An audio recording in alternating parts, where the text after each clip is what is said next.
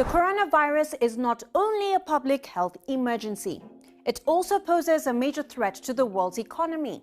It's already caused global stock markets to crash, raising fears of a recession. So far, Africa has escaped the scale of infection seen in other parts of the world. But does that mean it will also escape the economic consequences of the pandemic?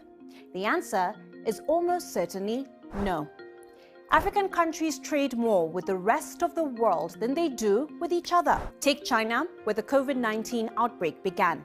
It's Africa's biggest trading partner, and China's economy has been severely disrupted. Factories have been closed, many international flights suspended, and workers placed in lockdown. Suddenly, African traders used to flying back and forth to buy Chinese goods can't get hold of the stock they need. So with fewer products to buy, consumer spending in Africa could go down, which would slow economic growth. With China, the world's factory, hitting pause on production, its demand for African commodities has fallen off a cliff. Raw materials like oil, Africa's most lucrative export.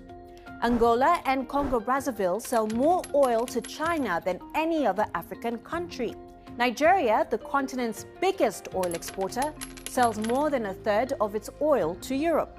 And with Europe now at the epicenter of the pandemic, demand there will be hit. And a drop in oil sales is not the continent's only problem. The same slump will hit other commodities like copper and other metals used in construction and manufacturing. Demand for other goods will also go down as COVID-19 hits key trading partners. So Ethiopia may struggle to find buyers for its coffee, Kenya for its flowers, Ivory Coast for its cocoa, and Zambia for its copper. Another big blow for African economies will be the impact on travel and tourism. The number of tourists and business people visiting Africa from other parts of the world has fallen sharply as flights are suspended and some governments introduce travel bans on passengers from Europe, China, and the US. Before the pandemic, tourism in Africa was growing at 5% a year.